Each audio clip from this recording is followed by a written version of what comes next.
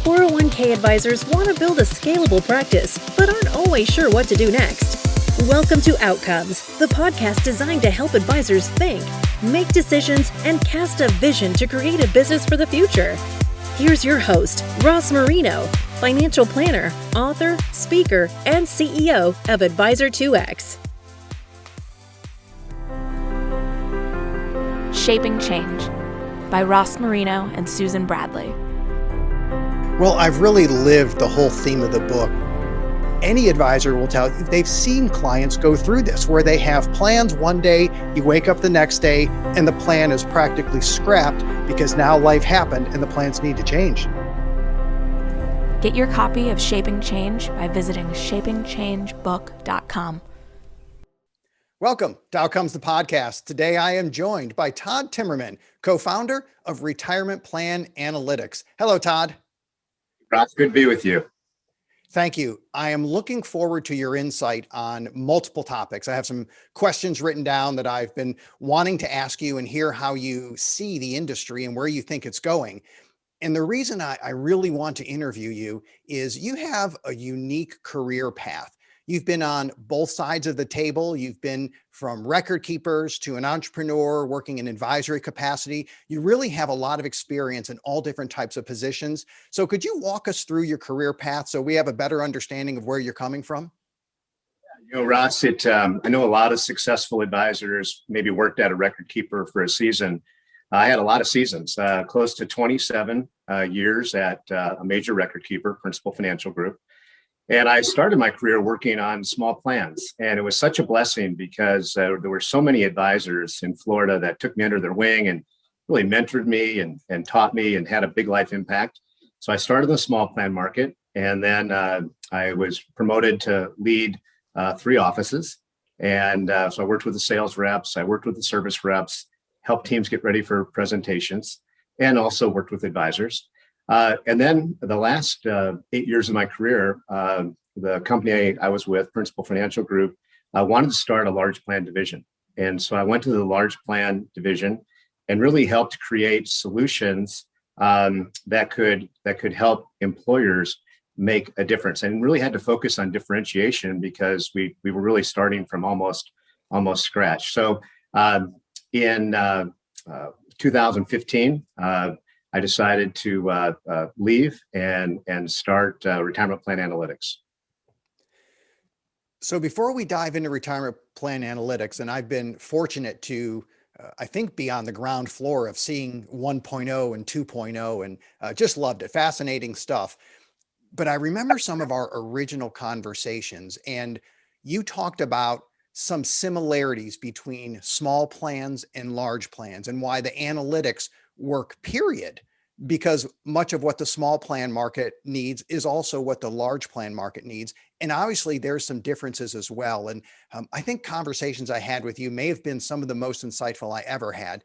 Do you think you could just take a minute or two and talk about small plans versus large plans? What are some of the big issues that, regardless of the size of the plan, this is what the advisor has to get right when we're consulting? I think in the large plan market, this is a made up word. I think there's a lot of fiduciary scare. And it is scary. If you're $1 billion plan or $500 million plan, you've been a target for plaintiff law firms. And so there's a lot of work done on, risk mitigation and having processes and the fee fund and fiduciary. But then there's another word. You just take away the S and you have fiduciary care. And I really look at what a smaller entrepreneur, we don't have, I just use a word we're not supposed to use. We don't use the word small employers. We use the word entrepreneurial companies. And what the entrepreneurial company needs and what the company with 100,000 employees need is they need a well-run retirement plan. They had something they were passionate about when they started their business or when they're leading a business. They have employees that they need to carry out that mission. And those employees want a high quality 401k. So I really believe whether you have 3 zeros behind your assets or 12 zeros behind your assets, the needs are the same. The challenge our industry has is how do you deliver that to the entrepreneurial company? But we're seeing some great progress with advisors around the country. But I think the needs are the same.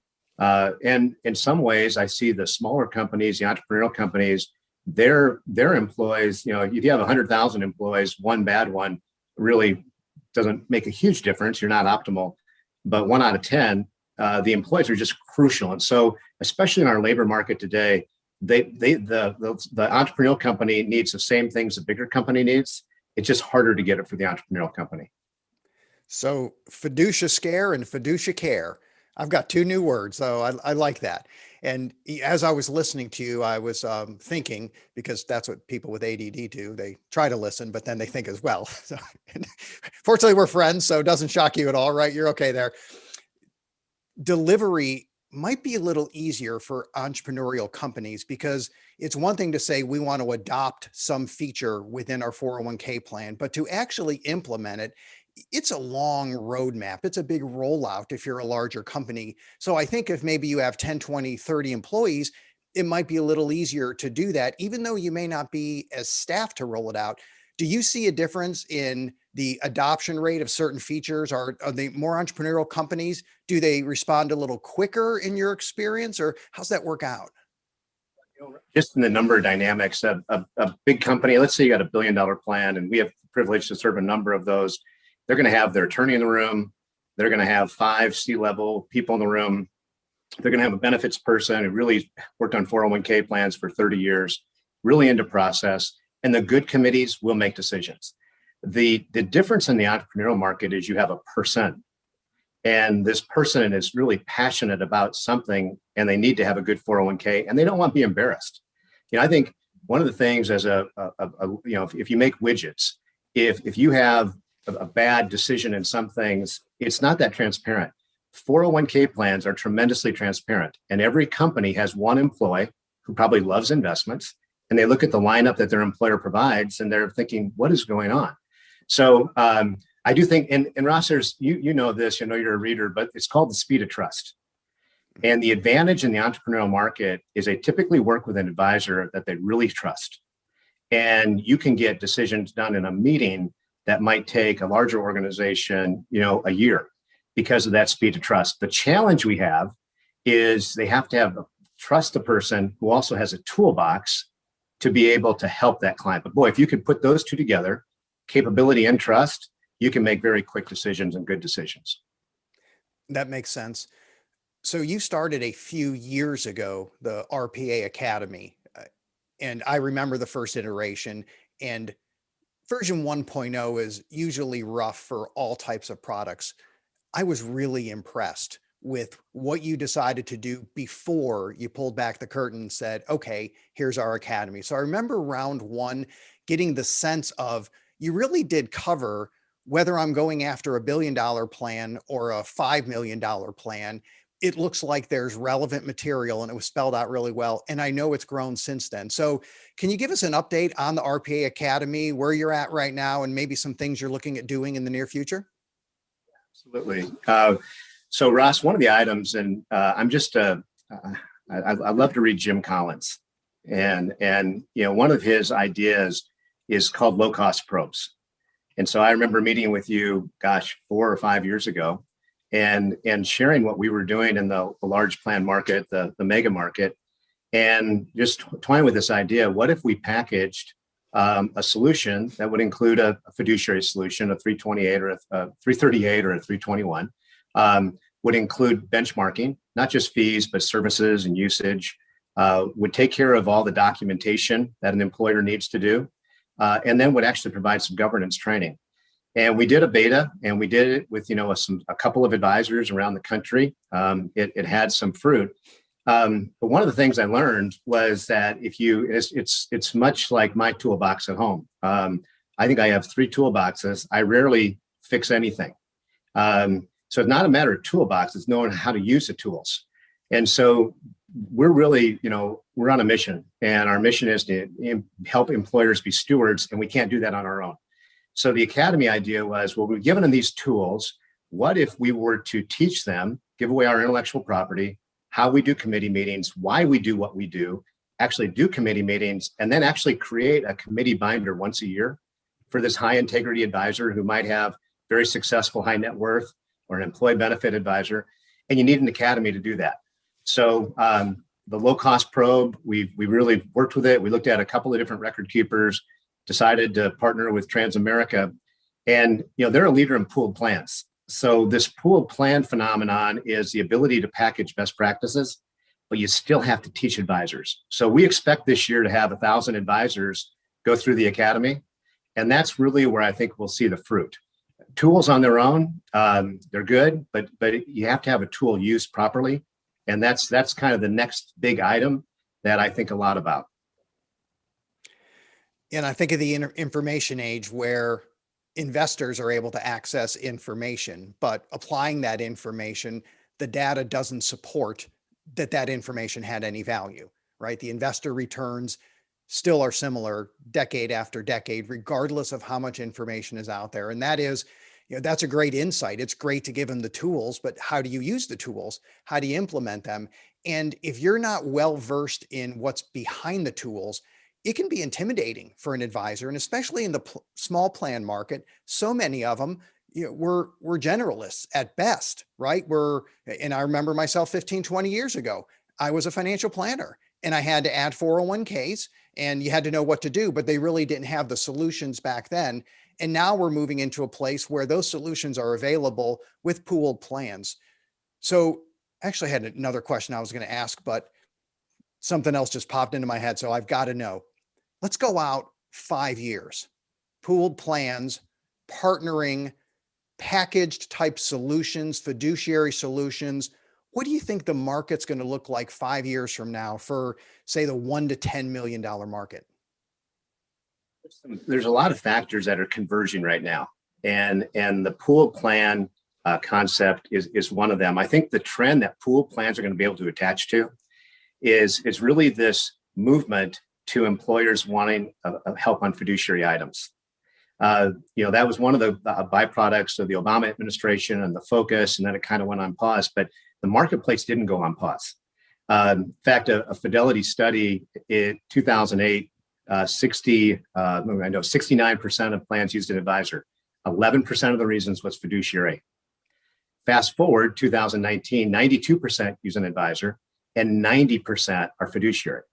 So you take this advisor, this let's say it's a CFP, got a great private wealth practice, has 4 401k plans. Probably not going to have a CFA, probably not going to have operations, probably not going to do fiduciary audits, have all the things you need to have a really top-notch firm. Well, in a pool plan, you can package these items all together, investments, reports, documentation, training, package them together, and then be able to deliver it. One of the items, I think our industry, and I know you've done a really good job with Advisor 2X, but sometimes specialist advisors denigrate advisors that don't have a lot of plans. And because I have that advisor background and I have so much respect for what advisors do, I think the high integrity advisor who wants to be excellent, and you don't survive in our business without being excellent at something, they can use a pooled plan or they can use a fiduciary solution and just elevate everything. And kind of going back to your earlier question, you're going to see a huge impact because of the speed of trust. When they tell them to do it, they'll do it. And pooled plans, I think one more metaphor, you could buy your cereal at 7-Eleven or you could buy your cereal at Sam's. And most employers get that. So if I want to pool, yet I still can have my own advisor, that's huge. And I think we're going to see, I'll just give you some numbers. There's 600,000 401k plans in the US, according to last year to the Investment Company Institute. If let's say 1,000 advisors do 10 plans a year, and they do that for 10 years, we don't add another advisor. That's 16% of the plans in the US. So I think it's going to be pretty big. I don't think it's going to be overnight, Ross. But if you look at the companies that are introducing them, a lot of them have been guests on your show. They're the really good firms. The key is, how do you get this down to the advisor that is a high integrity accommodator? It's not what they do every day, but boy, if they could take advantage of somebody else's architecture, they could do great things. And especially these advisors many times do great things with people approaching retirement. The employees, they may not be great in the boardroom, they're incredible in the lunchroom. And so I think pool plans can package that together. I wonder what the obstacle will be, or obstacles, for the advisors who have 10 or 20 plans. They do decent work, The fees are in line with what the market should be. They wish they could do more, but they struggle coming up with a way to do it. And maybe if you went side by side with a pooled plan, it might look like an obvious solution to them. What do you think would be the main obstacle for an advisor to say, I'm going to go ahead and try to look at pool plans? I think if you look at the last few years, I think the biggest obstacle is they may have already given up. They may already see just a dilution in their business. And you see a lot of companies selling, but a lot of the smaller advisors don't have enough to sell. And so I think the first thing is to teach them some hope and to take a meeting and learn about new solutions that can package things so you can still do what you're doing. The margins are coming down, but if you can have 3 plans versus 10 plans, even if margins are coming down, you can have a really big impact and a good economic model. So I think that person that has 3 or 4 meetings, will they take a meeting to learn about what's happening in the industry? What are the specialist firms excited about? And that's where the wholesalers of all the different record keepers are really going to need to be on a mission to be able to carry that out, because the specialist advisors are all busy. They're not going to be, and they may not want to share with everybody else, but there's just too many plans. If we're on a $100 million RFP, you're going to have a lot of the guests on your show in that, and we might be one of those companies. But if you have $1 million plan, the standard deviation and just the quality of the solutions is huge. So I think it's hope, and I think it's taking a meeting to learn about what's new. People overemphasize what's new. I have so many people that want to see me. This is new, this is new, this is new, and it's new to them, but it's not new if you look into all what the record keepers are doing. But pooled plans are something that are really different. I've certainly seen trends that looked like they were accelerating, and then all of a sudden they didn't. I think the trend of fees going down, of course, that continues. We know that. Fiduciary responsibility, that's not going away. So I think there's some hard trends, as they call it. I think those are the terms. It was Daniel Burris. I was at the Sheridan Road conference a couple years ago up in Kohler, Wisconsin, and Daniel Burris was the speaker, and he went over different trends, and I think he delineated them as, a hard trend and a soft trend, where a hard trend is it's going to go on, it's not going to change. When you look at some of those trends in our industry, if I look forward as a 401k advisor, maybe not the specialist, but the one that has both sides of the house, I may think fees are going down, responsibilities are going up. Why do I even want to bother? So what do you say to that advisor who looks at maybe the ROI from a business standpoint and says, I should just refer this stuff away to someone else, or I can keep some of it in-house and refer part of it away? I think that's a dilemma over the next few years. Do you see that playing out? Ross, I think one of the things I'd do is maybe send them 3 of your podcasts and just hear the trend of the specialist firms now are creating personal wealth management. And every trend is, putting these things together. So maybe send them that. But, I just have this respect for advisors. If you have 100 advisors start at an insurance agency or a brokerage firm, how many make it? What is it, Ross? 5, 3? If we're 1? lucky. Yeah. Yeah. So let's say you've got an advisor, he or she is 45 years old. They've worked for 23 years to have these relationships. Now you're going to walk away from the 401k plan and all the executive personal wealth management. It's just, that would be a really poor decision. So I really think that I would just let them know you got to build a moat around your business. And if you can do it and you can do it well. Now, if you can't do it well and you're going to embarrass yourself, don't do it. But maybe you partner with somebody that can do it, or you use a solution that's already got the blueprint inside of it. But yeah, I think advisors, if you meet somebody for the first time in your CFP practice, it might take 3 years for them to be a client. How could you walk away from that? I love talking about my competitors, and I love talking about it because I get raised eyebrows. People think my competitors are other practices down the street or with different firms, or someone that has the same amount of letters and can say, I'm a fee-only fiduciary and here's what I offer. My number one competitor who has a huge advantage over me in private wealth is the record keeper. They already have the existing relationship. They have been building trust over years and years. They are top of mind. They are going to be on their phone if they're not already. They're going to be on their computer screen, and they're going to have that familiarity that's going to go on and on and on. They may not be able to do everything that I can do. I'm not sure it matters that much 10 years from now, because in the world of business, good enough is often good enough. And if someone has a relationship and they've built up that trust, the speed of trust over years with a record keeper, with a financial service provider, they're probably not going to go look for help elsewhere unless they can't find it where they're already comfortable. So I certainly see that trend. It obviously ties into financial wellness and reaching into people's lives and situational financial planning, I like to call it, connecting with people where they're at.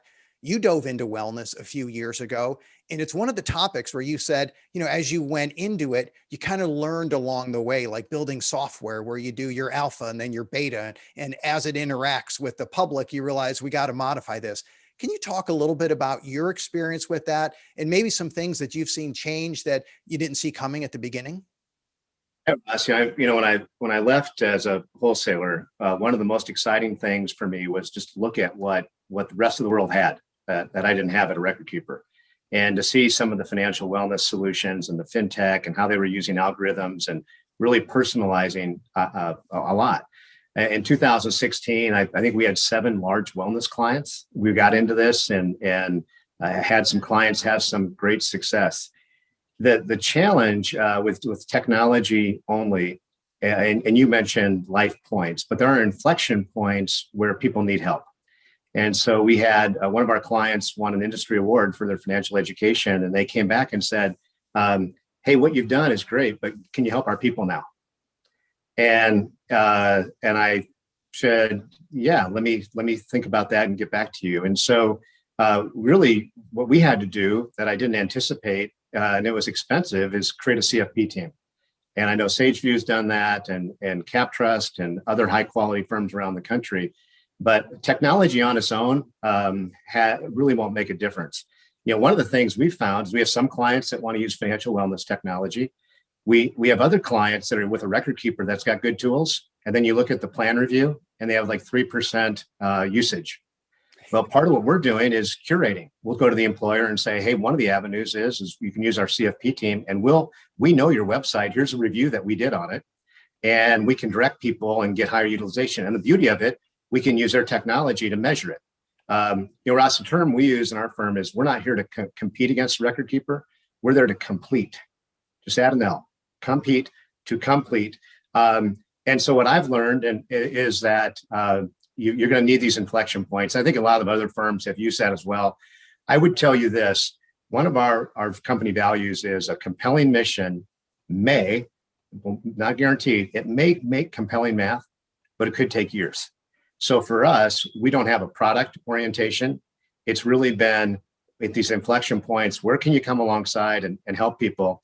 We had our meeting, we meet quarterly, and our team got together and just reviewed the year and got a bunch of retirement plan people sitting around a room. And when we're around the room, what is your best memory of 2020? 6 of our team highlighted what the CFP team did. And one story was one of our clients had a director of technology, had a brain tumor, and our CFP team basically helped him and his wife process all of this. It was still horrible, but it was so reassuring, and the employer so appreciated it. We could have never done that with technology.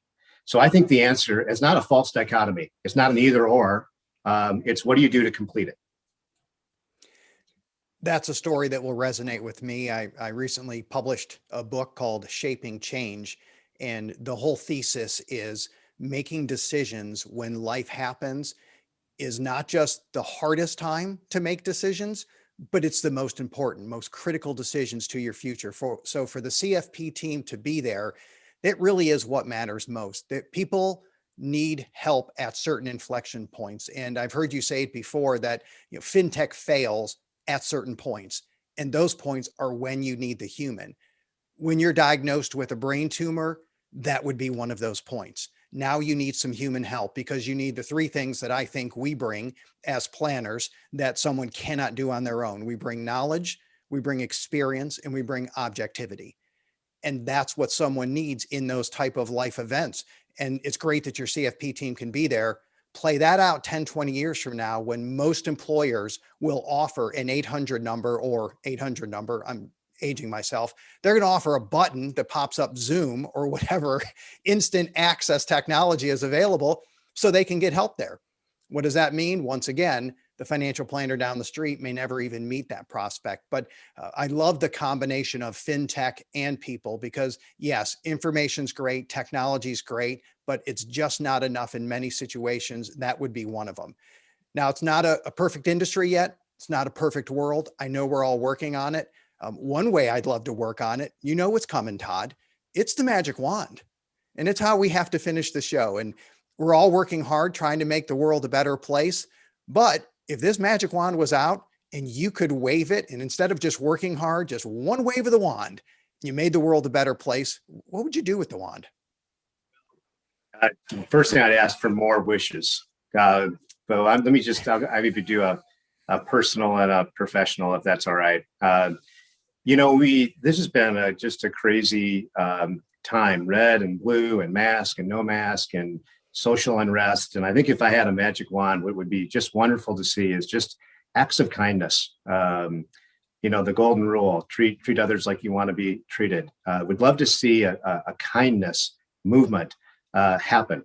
Would love to see a hand up to the marginalized. The marginalized in the last year and a half, that's where the COVID hit so hard, whether it was missing school or jobs, tearing up families.